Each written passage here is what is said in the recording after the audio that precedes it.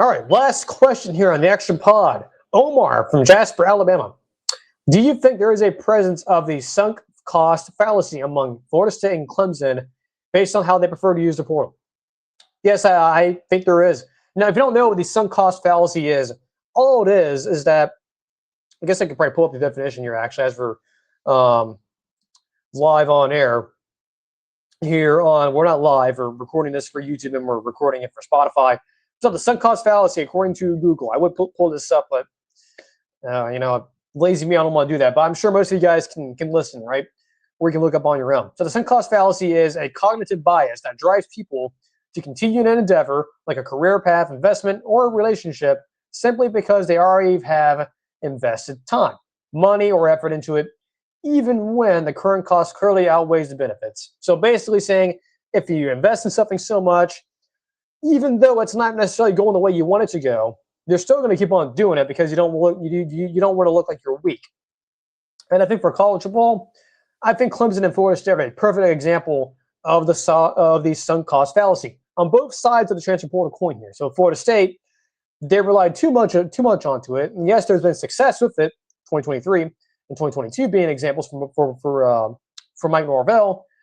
But then there's the failures, right, within the last few years, even his first couple of years.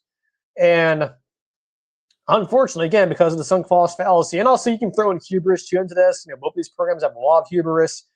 A lot of it's earned, honestly. But yeah, Florida State, even though, yes, the transfer portal, while there has been good parts of it, unfortunately, the negatives have started to outweigh the positives here. So yeah, Florida State is dealing with the sunk cost fallacy. They are just so invested in the portal that they really can't stop now. And that's not going to change until you get a total regime change, being you fired Mike Norvell. Now, Clemson is the complete opposite. Clemson, for the longest time, was the complete 180 of Florida State's sunk cost fallacy problem. Their sunk cost fallacy was they didn't use the portal at all. They just used recruiting. Again, complete opposite of Florida State. And for a time of Clemson, from maybe when Dabo first really started to get things going from 2011 all the way to 2020, that span of around 11 years or so, around 11 plus years, that's fine. That was working, right? And you had all these, all these great teams of Clemson and all these successes of getting to the national title and winning a couple of them and winning the ACC seemingly every single year. It was working for Clemson, and for a while, the benefits were way outweighing the negatives of sticking to recruiting only. But it wasn't until the turn of the decade and when we started getting into the 2020s where the sunk cost fallacy really started to become an issue of Clemson. And where they got invested so much in the portal, to where Dabo was like, the transfer dug into this idea of using recruiting only, that Dabo seeing the portal and seeing how everyone else is using, he's probably like, the portal, bro. I don't use the portal, bro. We've been having success about using any transfers. And unfortunately, those negatives have started to balance more. The negatives and the positives are now starting to balance out with this whole recruiting only stance. And it's starting to bite Clemson in the ass a little bit. They're starting to realize, at least now they're really starting to realize, is now they are starting to slowly use the portal, albeit it's a very small sample size. But golf clap for Dabo Swinney to finally starting to realize that maybe his ways of doing things 10 years ago aren't working anymore. That's called evolution.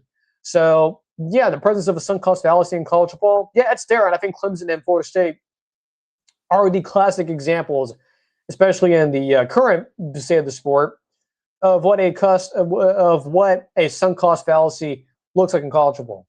Florida State, it's them being too invested in the portal and not realizing that the negatives of using the portal so much are starting to outweigh the positive. And then for Clemson, complete opposite.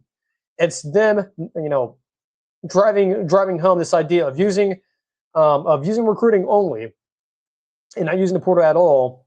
That has really, again, for a long time, you did have the positives of using the recruiting only tactic. We're outweighing the negatives. Now it's starting to become more balanced here.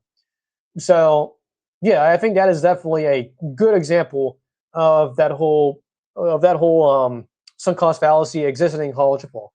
I'm sure there's other examples of that being used, but I think those two schools in particular are just a very fascinating case there of the two sides of the coin, thing there. So yeah, thank you, Omar, for that question there. So yeah, I do think that Clemson and Florida State have definitely been, they've caught themselves in a sunk cost fallacy situation.